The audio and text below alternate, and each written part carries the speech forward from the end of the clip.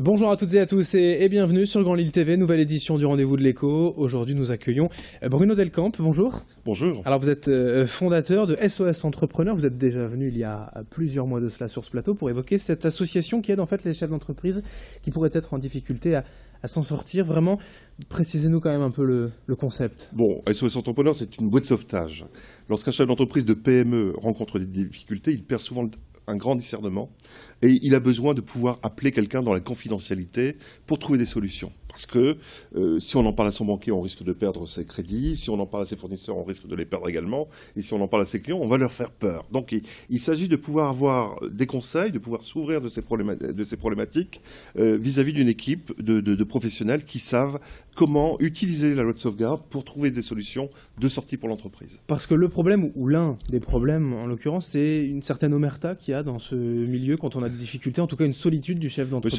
C'est normal parce que je pense que j'ai moi-même perdu mon entreprise. Quand on est dans ce type de difficulté, on ne souhaite pas en parler aux autres. On a trop peur que ça se sache, que ça se répande et que de manière exponentielle, la situation s'aggrave. Donc il faut trouver des compétences et c'est vrai qu'au niveau de l'État, ces compétences n'existent pas puisqu'il pourrait s'agir de soutien abusif. Donc la loi européenne est extrêmement dure sur ce sujet. On ne peut pas soutenir une entreprise qui est en grande difficulté, c'est-à-dire qui est en perspective de cessation de paiement. Oui. Ce serait de la concurrence déloyale, hein, c'est la considération de l'Europe. Donc il faut que le chef d'entreprise trouve des solutions par lui-même. Et la meilleure des solutions que l'on ait mises en place, c'est une plateforme téléphonique qui est ouverte 24 heures sur 24 et qui met face à face un chef d'entreprise en difficulté avec un autre chef d'entreprise qui, lui, connaît l'ensemble du... Qui l'a été souvent, qui a su rebondir, qui a pu rebondir. Absolument. L'idée, c'est aussi d'appeler, ou en tout cas de venir vers l'association le plus tôt possible quand on est en difficulté et ne pas attendre qu'il soit trop tard. Hein, oui, bien sûr. Alors, c'est ce que l'on dit toujours, c'est beaucoup plus simple de s'en sortir quand on arrive très tôt. Malheureusement, 90% des appels téléphoniques que nous avons chaque jour sont extrêmement tardifs. Et ils interviennent au moment où le chef d'entreprise s'aperçoit qu'il ne parviendra pas à payer ses salaires à la fin du mois. Et donc, c'est à une semaine, à 2 semaines de la paye à mettre en place que les situations se dégagent. Alors pour votre travail au quotidien, il y a aussi du lobbying au niveau de l'État, des pouvoirs publics pour changer un peu les choses. Vous avez déjà obtenu donc l'arrêt des fichages en fait, hein, des chefs d'entreprise au niveau de la Banque de France, de ceux qui avaient échoué. Vous demandez autre chose encore, par exemple, voilà, non plus les cautions personnelles pour l'habitat, par exemple. Oui, c'est un sujet qui nous tient à cœur. Aujourd'hui, nous sommes en réflexion avec l'équipe d'Emmanuel Macron pour temporiser cette problématique de capacité à perdre tout ce que l'on a quand on est chef d'entreprise.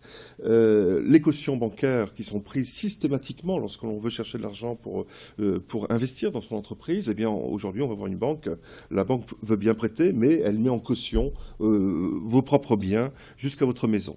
Et ce que nous pensons, c'est qu'il faut faire une proposition et faire avancer les choses, parce que c'est très, très grave pour la capacité à développer des entreprises en France. On doit redévelopper des entreprises en France aujourd'hui, c'est nécessaire, on doit créer de la valeur, on doit créer des emplois, mais on fait extrêmement peur aux créateurs d'entreprises que peuvent être les étudiants qui sortent d'écoles, de grandes écoles, parce qu'ils craignent de tout perdre. Alors ce que nous proposons, de manière très, très pragmatique, c'est de dire, excluons des cautions bancaires personnelles le bien, le toit, la maison du chef d'entreprise, la résidence principale. C'est terrible de voir tous ces chefs d'entreprise qui sont obligés de revendre leur entreprise, leur maison, alors qu'ils ont déjà tout perdu. Et donc vous proposez autre chose, forcément, puisqu'il faudra toujours quelque chose pour les banques. Alors, on propose autre chose. D'une part, on peut déjà temporiser ces cautions bancaires en excluant la résidence principale. D'autre part, nous aimerions remettre en place ce qui existait il y a déjà très longtemps, des organismes de caution mutuelle.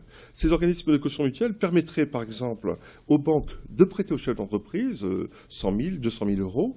Le chef d'entreprise aurait obligation naturellement de rembourser le capital, donc les 100 000 euros, de payer un intérêt pour financer le prêt, le service de la banque, ce qui est quand même la moindre des choses. Et troisièmement, aurait à payer 1% ou 2% du montant à un organisme de caution qui interviendrait en cas de grande difficulté. Et ça temporiserait les choses, ça permettrait de relancer, de redonner cette énergie créatrice d'entreprise dont nous avons tant besoin en France. Autre actualité pour vous, ce 19 mars, à l'École supérieure de journalisme de Lille, une soirée entière sur le thème justement entrepreneur. Comment allez-vous? Ça aussi, ça vous tient à cœur pour aller à la rencontre. Oui, et alors ça va être une très belle soirée. Nous avons la chance d'accueillir Olivier Torres, qui est un agrégé chercheur de Montpellier, qui a créé l'Observatoire à Maroc sur la santé des chefs d'entreprise. Et donc, avec Olivier, nous sommes en train d'écrire un livre actuellement sur justement cette capacité à dépasser ses propres peurs pour aller plus loin et permettre de recréer. Olivier viendra nous parler de la santé des chefs d'entreprise. Parce qu'aujourd'hui, eh bien, c'est un domaine très très méconnu. Hein. Il a créé la première chaire sur cette santé d'entreprise parce qu'en France, c'est un sujet qui est totalement relégué.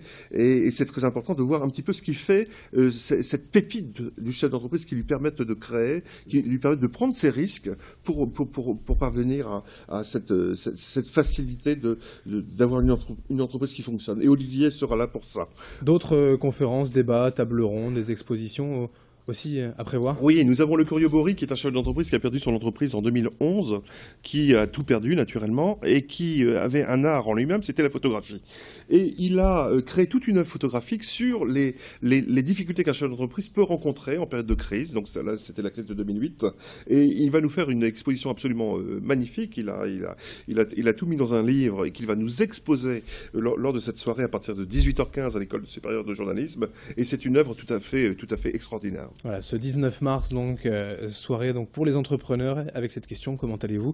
Peut-être une réponse apportée. Merci Bruno Delcambre d'avoir été avec nous, donc fondateur de l'association SOS Entrepreneurs. Un grand merci.